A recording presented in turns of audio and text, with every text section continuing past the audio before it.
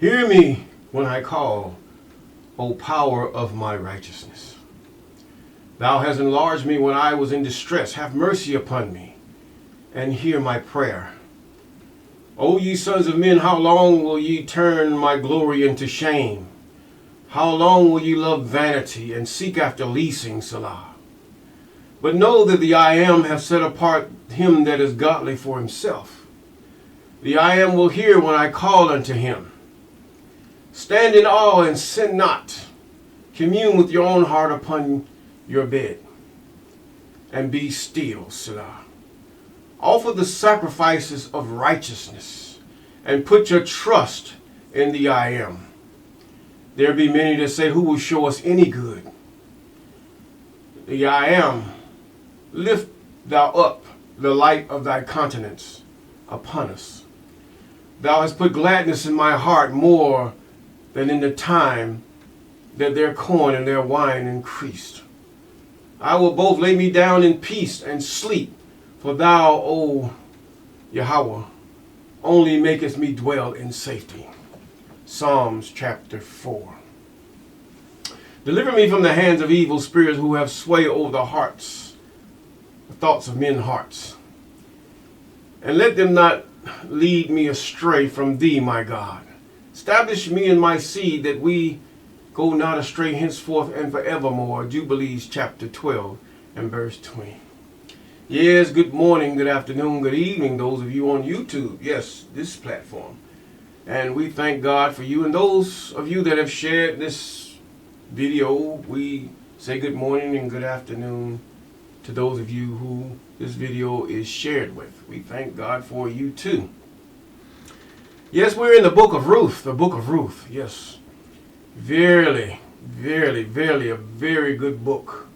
Especially in that which is in the relationship when it comes to men and women.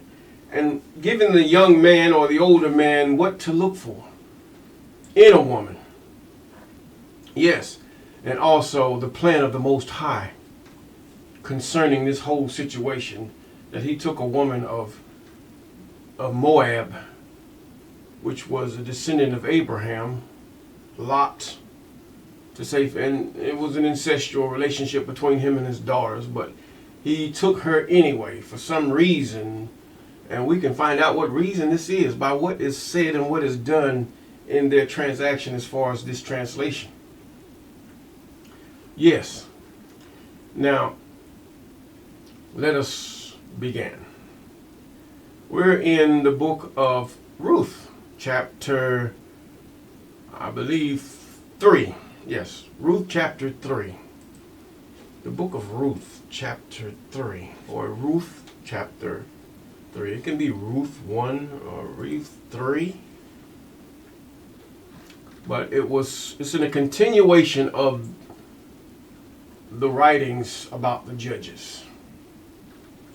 And this is here where God is getting ready to, he understands their idolatry. Can you understand this? The idolatry that God had to struggle with the children of Israel, all the way from the time that they were taken from Pharaoh, all the way up to the time of Ruth. They want to see. When you hear somebody say, I don't see nothing God done, it's idolatry.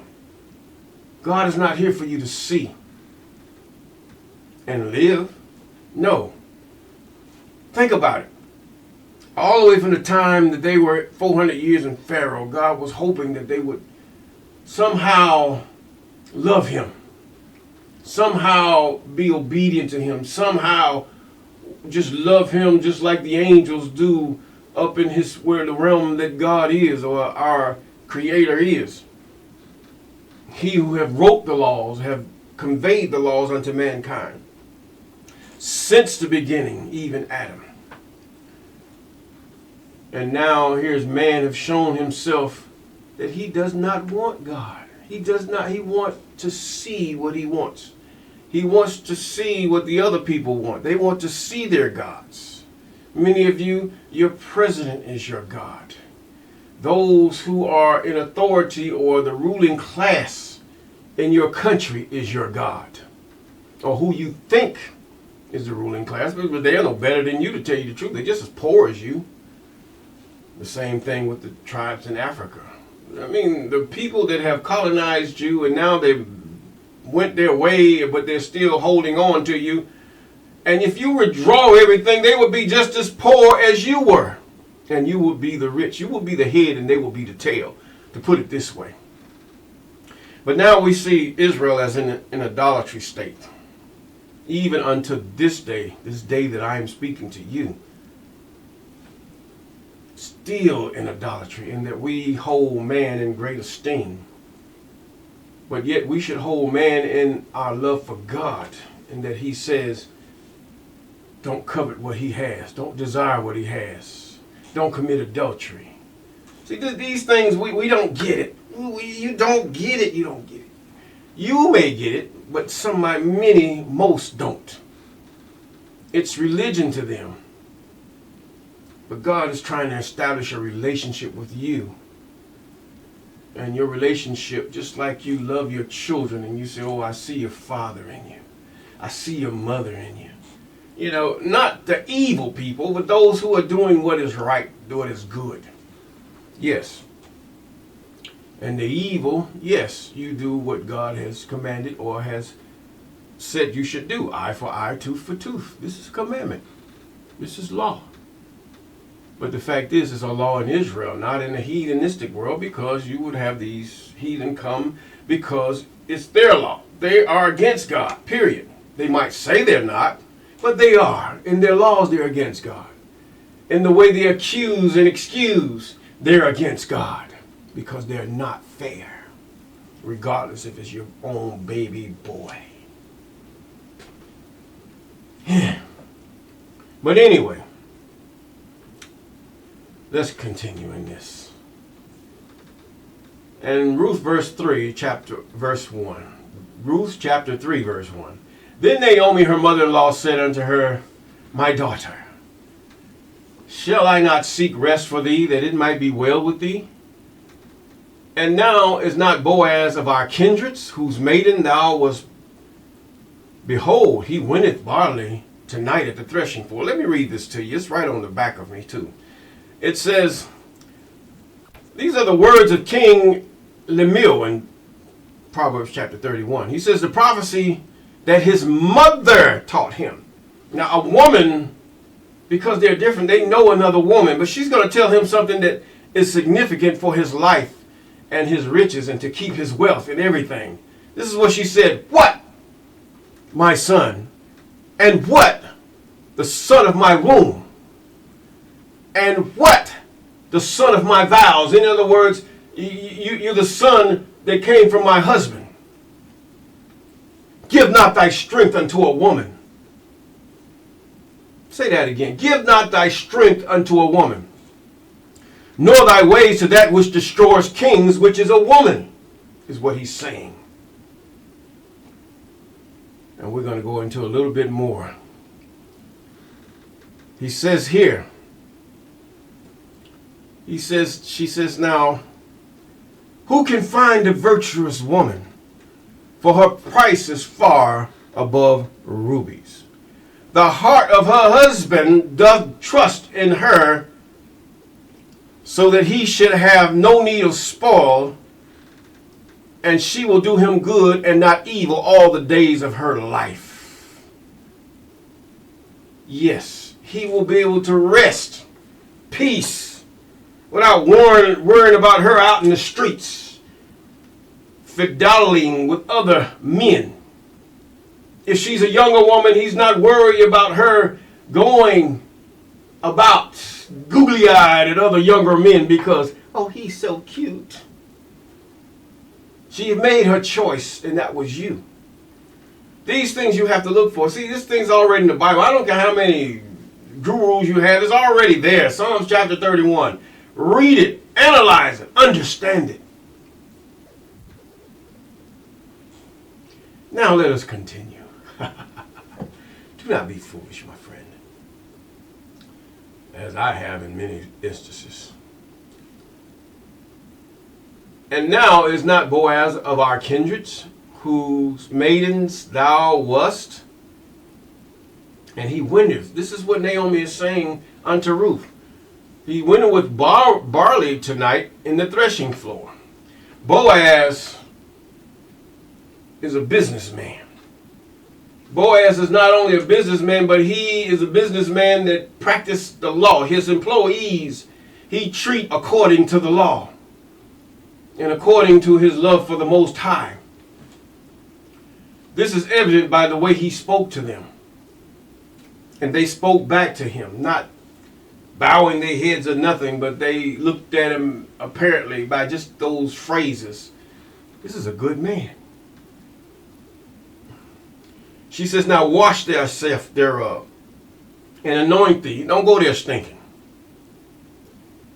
And put thy raiment upon thee and get thee down to the floor, but make not thyself known unto the man. Don't flaunt around him until he have done eating and drinking.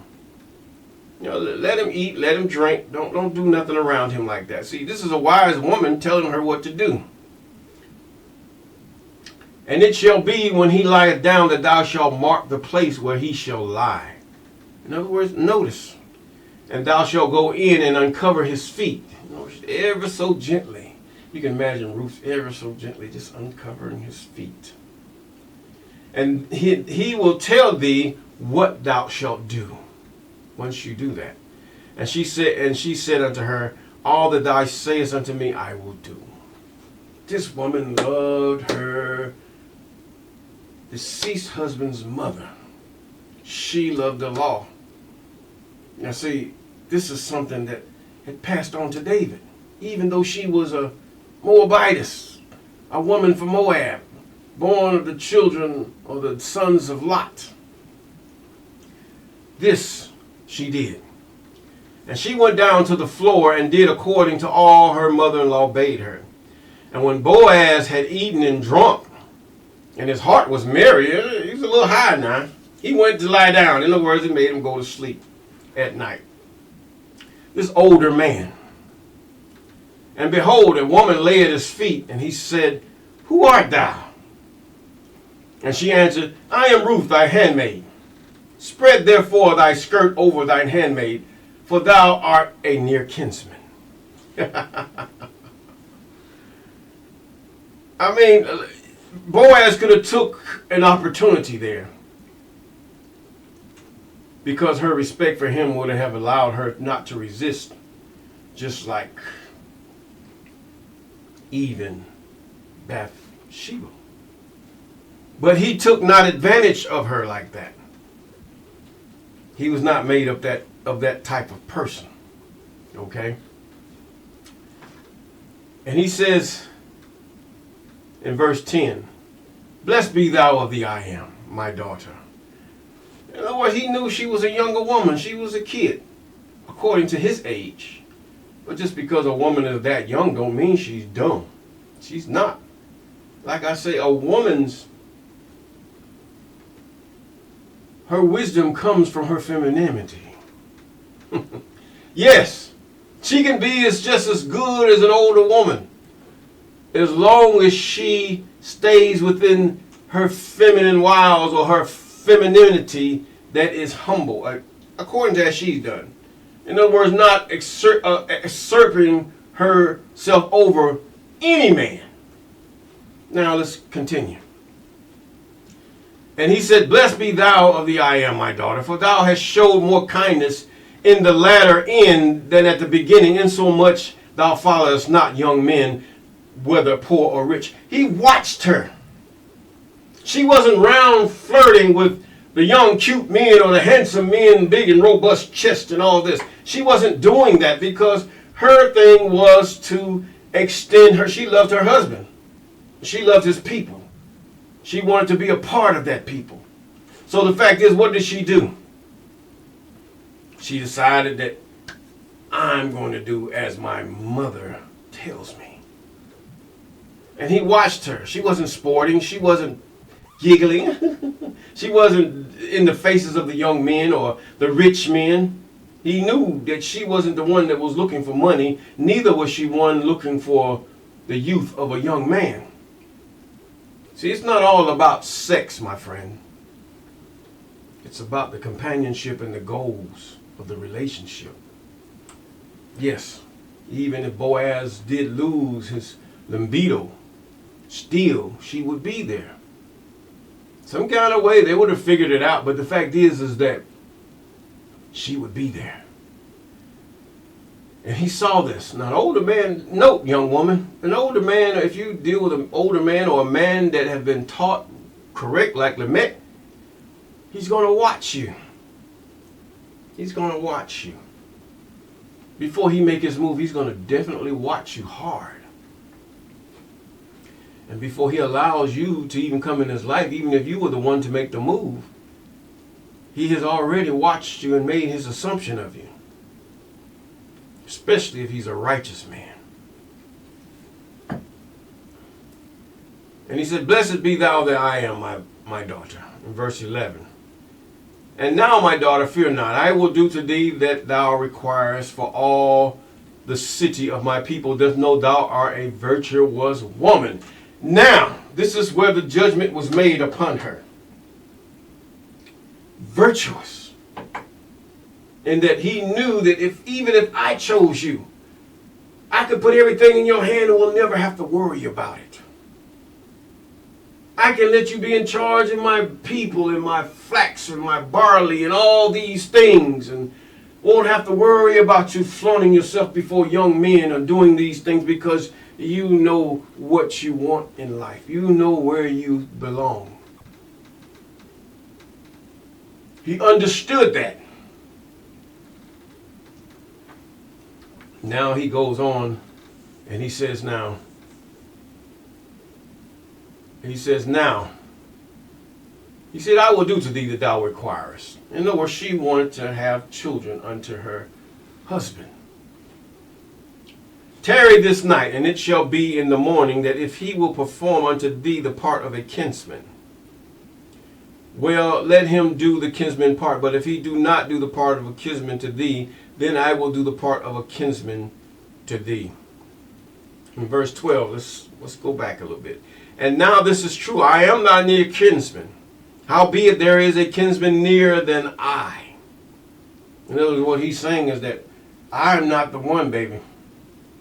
I mean, you are desirable. I mean, not just your looks, but the fact is of your character.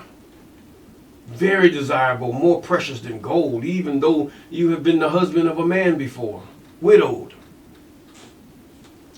He said, tarry this night, and it shall be in the morning.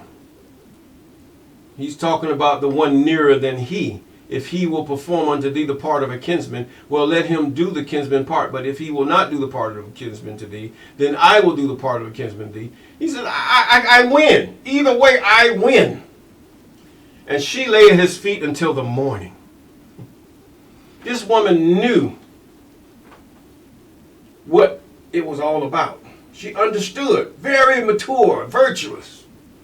And she rose up before one could know another.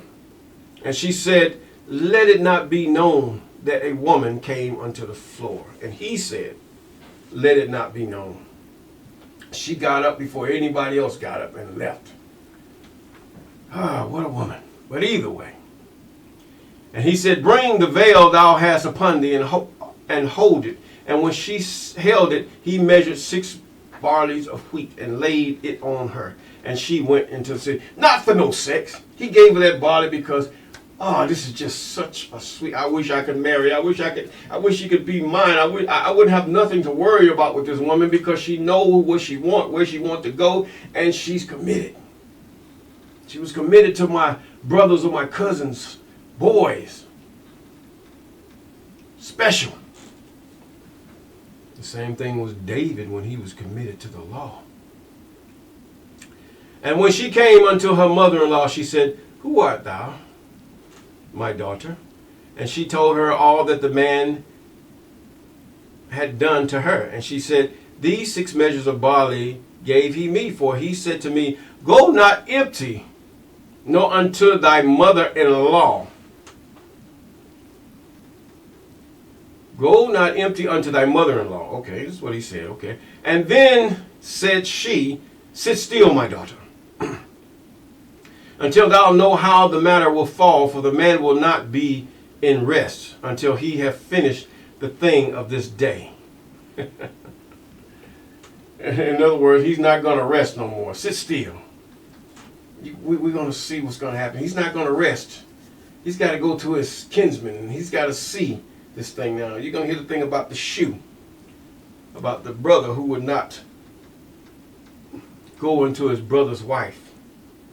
She will take the shoe off his feet. And these things were practiced. Some did practice the law back in Israel. Many didn't. But this man did. Yes. And with that, we're going to say, peace.